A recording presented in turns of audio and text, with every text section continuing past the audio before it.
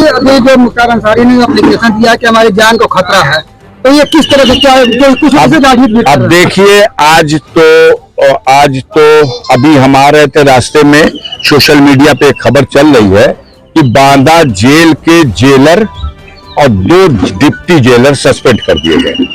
अब आप समझ सकते हैं, मुख्तार अंसारी की तरफ से न्यायालय में उनके वकील ने आवेदन किया कि जेल में उनको कोई ऐसा विषाक्त खाना दिया गया जिसमें जहरीला पदार्थ मिलाया गया था।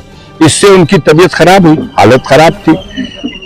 अपने जो वर्चुअल पेशी पे वो आते थे कोर्ट के, उस पे भी पिछले 2-3 दिनों से तो नहीं आ सके।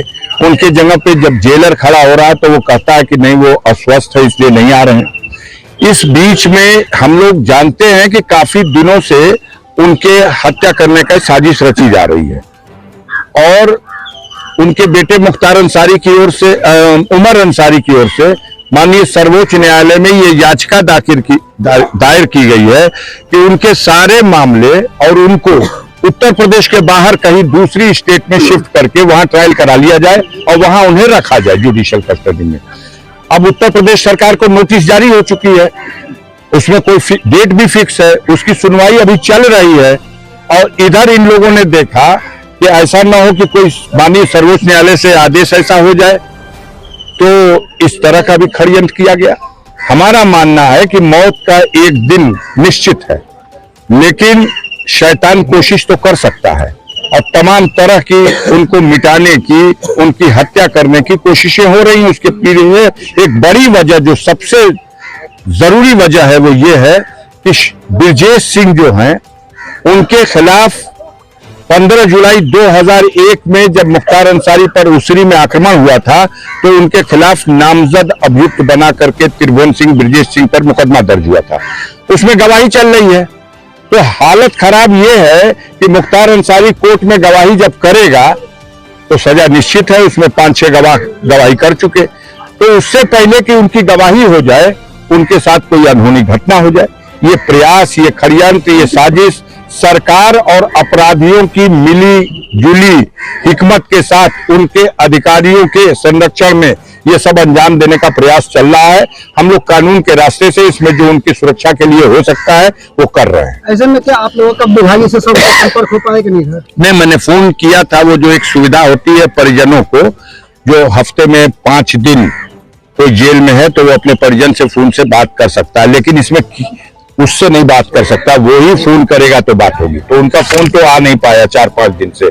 हमने जेलर को फोन किया, हमने सुपरिटेंडेंट को फोन किया, हमने बांदा के डीएम को फोन किया, अपनी तरफ से हमने फोन किया।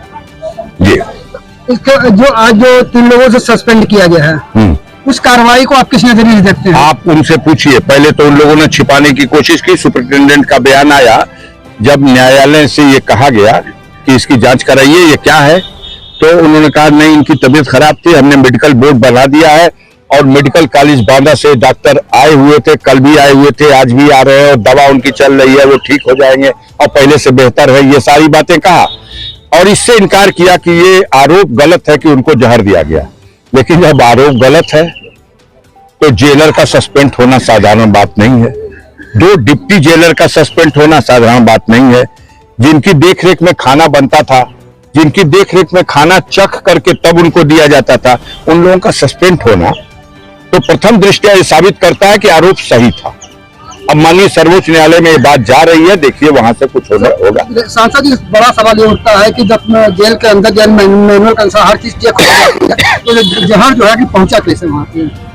नहीं, कहा आपसे, जब पूरी मशीनरी लगी हुई है एक व्यक्ति को समाप्त करने के लिए, तो ये सब तो षड्यंत्र है। इससे पहले भी उनकी हत्या करने की अनेकों बार कोशिश की गई। कभी बम से उड़ाने की कोशिश की गई, कभी गोलियों से भूनने की कोशिश की गई। बिहार का एक दुर्दांत अपराधी लंबू शर्मा पकड़ा गया था आगरा में, वो भी गया था टिफिन में बम लेकर के कि उड़ा देंगे बम। में मिलने के लिए आया था कि मेरी माँ की आंख का ऑपरेशन कराने के लिए सहायता दे दीजिए, और उन्होंने चिट्ठी लेके आकर के और उनके अकाउंटेंट से वो पैसा भी ले गया अपनी माँ का ऑपरेशन कराने के बहाने से। और बाद में आया कि मेरी माँ का ऑपरेशन हो गया है, उसने आपके लिए खीर बना के दी है खाने के लिए। और जब मिलने के लिए जाना था तो टिफिन के एक डिब्बे में खीर थी और दूसरे डिब्बे में बंद था, लेकिन मारने वाले से होता है बढ़कर है बचाने वाला। उसने भेद खुल गया, पकड़ा गया और सारा रहस्य खुल गया, सारा पता चल गया। तो उनको तो हर बार गरीबों करोड़ों लोग उनके लिए दुआ करते हैं और वही दुआ उनका कवच बन जाती है। तो वो जैसे हर बार बचे, इस बार भी बचे हुए हैं। धन्यवाद।